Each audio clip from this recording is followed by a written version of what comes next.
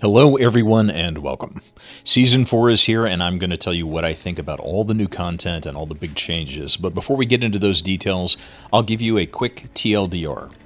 This season is starting stronger than any wipe in the game's history. Dark and Darker is in pretty good shape, and the new content, the ruins, and its associated whatnots, it's setting a new high bar from a map design perspective and has raised my expectations of what Iron Mace is capable of for new maps in the future. This is a map that a lot of the old-timers like myself have great nostalgia for, but this version is not just a reimagining or a new paint job. It exceeds other maps in almost every design category. If you've taken a break from the game, this wipe, right now, Season 4, is a great time to hop back into Dark and Darker. So we'll dive in and we'll start talking about the ruins and all the changes. Now for a bit of context. Old-timers often speak about this map with stars in their eyes. I did not love it the way most of the community did. I found it to be severely flawed, far too open, and with too many ways to bypass modules and rush spawns. Far too many Z-axis exploits. The map was removed for a combination of reasons. Those were but a few of them. The primary reason, though, was the inability to get a 3-level dungeon formula to really work. Well, that aspect is back, but we'll circle around and cover that facet in a few minutes. Let's talk about some of the positives that we see on the new ruins. The first thing that's going to jump out to you is the aesthetics. The team has done a fantastic job on the look and feel of this new map. The textures are more detailed. The seams and the joints, which were obvious to the point of being jarring on other maps, are almost completely missing here. There is an ambiance to this map, more distinct and profound than any other work we've seen so far from the team at Iron Mace. The attention to detail and the immersion here is on a whole new level. This is evident from the moment you spawn in, from the skybox to the background noises to the overall sound design. All of these things combine to paint a picture of a long-abandoned castle ruins, slowly being reclaimed by nature and by evil. But we aren't just talking about surface deep changes here. A majority of modules have been redesigned, new secrets and new puzzles have been added, and the team has really well utilized the Z-axis in creative ways. I'm talking about restrained verticality. The map used to be very flat in places, but now we have new areas which provide upper and lower areas for exploration and in many modules, but doing so without creating more cheese spots for player exploitation. This map has a special flow to it, which I hope to see incorporated in other maps. The distribution of high-value treasure areas, boss arenas, and other points of interest have been arranged deliberately and promotes both of Dark and Darker's popular playstyles really well. Now, I want to keep this video largely spoiler-free, so I'll only cover this briefly, but the Ruins map will eventually host 2 new boss fights. The first is available right now, and I have to say that this boss fight is by a large margin the best one that Iron Mace has designed yet. The new boss has a broad and complex moveset and attack chain, but telegraphs his attacks in a crisp and visually understandable way. This is a challenging fight, but it feels cleaner and it feels fairer than any of the boss fights we've seen up to this point. Iron Mace, please redesign the Warlord fight with these same design principles in mind. Okay, thanks. But now to the things I'm not so pumped about the ruins. You also need to know the Forgotten Castle adventure is once again a 3-level experience. I have no praise for this decision, and I will not really lend my support for it. It hasn't worked out well in the past, but here we go, trying it all again. If you were not around for the last attempt, Ruins is now the starting point of our adventure in the Forgotten Castle. As the level concludes, you'll be able to either extract out through both old and new means, or descend to the next level of the adventure, the crypts. You likely know where this is going. Ruins leads to crypts, crypts leads to Inferno. You can extract or continue at the usual points and in the usual places. My perspective, there are 3 big reasons why this format has failed in the past. The first is pretty obvious. In a game where looting stuff is a significant part of the gameplay loop, our limited inventory isn't big enough to accommodate 3 levels. By the time we are halfway through the dungeon diving marathon, our inventories are already filled to bursting. Well, the good news here is that Iron Mace has added a new feature and a new system to practically solve this particular problem. We're going to cover that more in just a moment. The second big reason why the 3-level format hasn't worked historically remains unsolved and may be unsolvable. We go into the dungeon to kill monsters and potentially to fight other players. The problem here is equally obvious but harder to solve. As you begin each new level, there are naturally less players on the map. For each level you descend, the lobby feels more and more empty. In my playtime so far, I would say that less than 30% of the players who start a game of Ruins will end up descending to that next level. The number of fights I've had this wipe on the Inferno map is drastically lower as compared to the last wipe. So that still has to be solved for. The last big reason for community frustration with the tri-level adventure is the RNG element. This greatly exacerbated older versions of the questing system and is likely to return with the new one. We get quests that send us down for particular things, be it a specific boss kill, a kill quest on certain monsters, or an exploration goal. When we then go into a raid with that particular goal in mind, we can't complete that objective, and it's frustrating when the RNG works against us. When this was a 2-floor problem, we could feel like we wasted 30 minutes of our playtime. Now, that feeling of frustration is magnified by the longer runtime of a 3-level dungeon experience. It's only week 1, so we don't have a clear understanding of how the quest system will evolve in the face of a 3-level dungeon. And Iron Mace can do a lot inside the quest system to reduce this friction. But already we have one example. In week 1, we are asked to kill 3 demon bat monsters. The problem is, Inferno Variant A has 1 demon bat spawn location. Inferno Variant B has 4. I had bad luck and saw Inferno A 3 times before I saw Inferno Variant B. Not really a big deal in the grand scheme of things, but when we get to the section of the quest which have traditionally tasked us with killing specific bosses, I think this will bring a whole new level of frustration to players who are laser focused on completing those objectives. I'm hoping that Iron Mace has a plan and can either give us more agency in what bosses we can choose to fight, or reduce the RNG involved with these specific quests. Generally speaking, now I will go into more detailed problem solving in another video that I have linked here. But while we are talking about problem solving, Iron Mace has given us a solution to our bursting inventories in the form of a new game system, the Expressman. Now, this system is basically an NPC who is lurking in the waiting room between levels. For a fee of about half of an item's sell value, he'll allow you to free up space in your inventory by offering to carry items out of the raid for you. A few conditions apply. First, the item can't be handled. Second, he might fail to bring the item out for you. Lastly, he disappears abruptly as the waiting room collapses in preparation for sending you on to the next level. Now, I love the idea of this system, particularly if Iron Mace is determined to hoist us into 45-minute raids. It's pretty useful in getting quest items out and freeing up some inventory space for your adventure to continue. But in typical Iron Mace fashion, they want to make us pay for this convenience with some inconvenience and some frustrations. Man, I really wish they'd do some basic usability testing on these features before putting them into the game. Firstly, the prohibition against handled items seems arbitrary. If we find an upgrade in raid, but we want to keep what we're wearing, why not just allow us to pay to send it back home?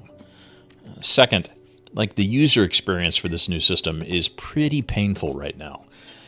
The effective mini stash the NPC uses to convey out items, it has no quick transfer options. You have to drag items one at a time from your bags into his stash screen, and it's painfully slow. This is adding insult to injury when you consider that you are almost always under the gun when interacting with this system the whole time you're using it, because as soon as the last player exits the floor above, the Expressman is going to disappear.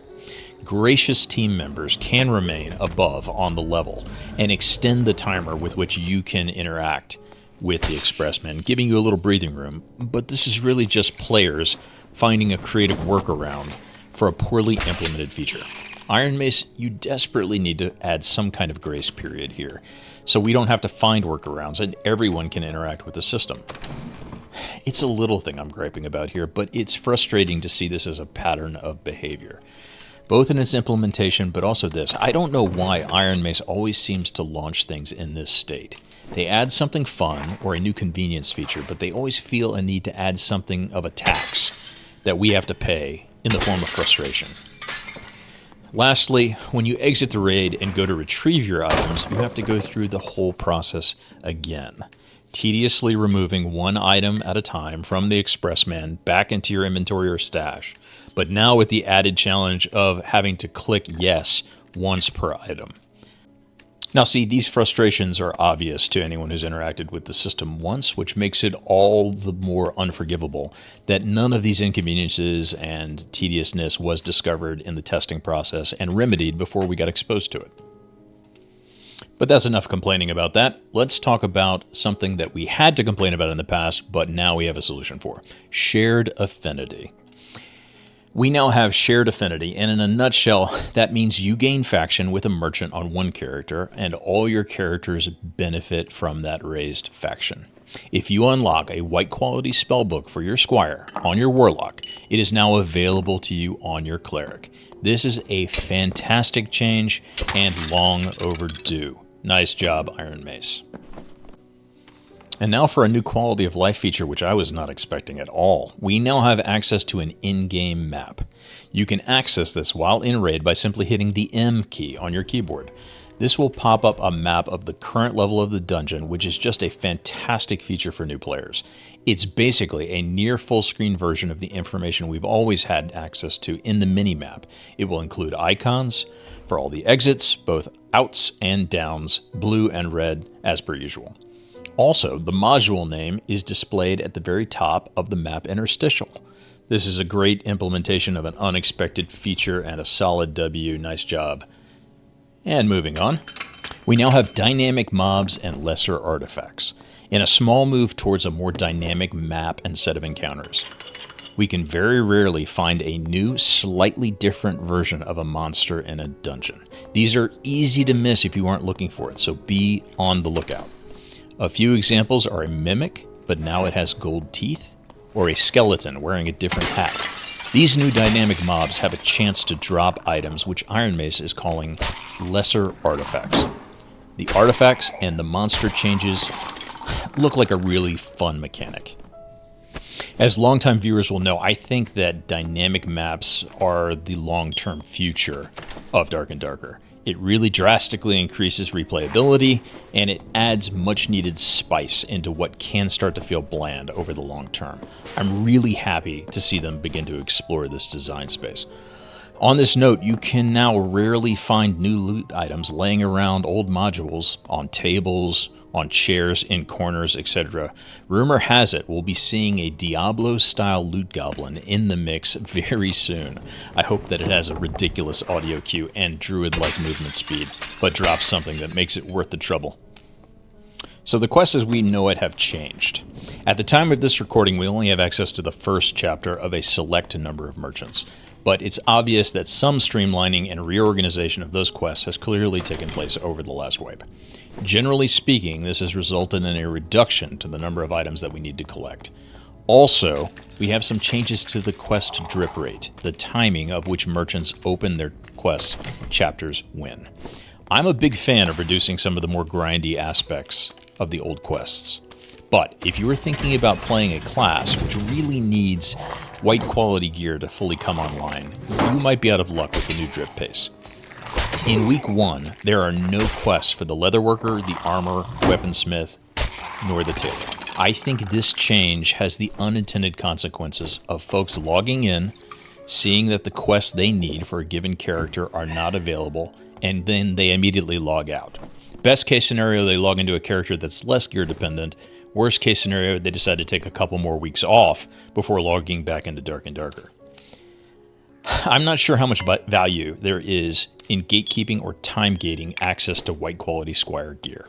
I get the point of view of wanting to slow people's access to the end game crafting, which is insanely powerful, but we really need to separate those two design objectives moving forward. But my primary concern is this. When we start to reach the end of these quest chains and get to what has traditionally been the kill X boss Y times, I think the community is going to be an outright revolt if we get to that phase, but we have the added frustration of the intersection of both zero map choice and the tri-level dungeon design to boot. Now, I really hope I'm wrong about this, and I really hope that Iron Mace has a plan to mitigate this frustration.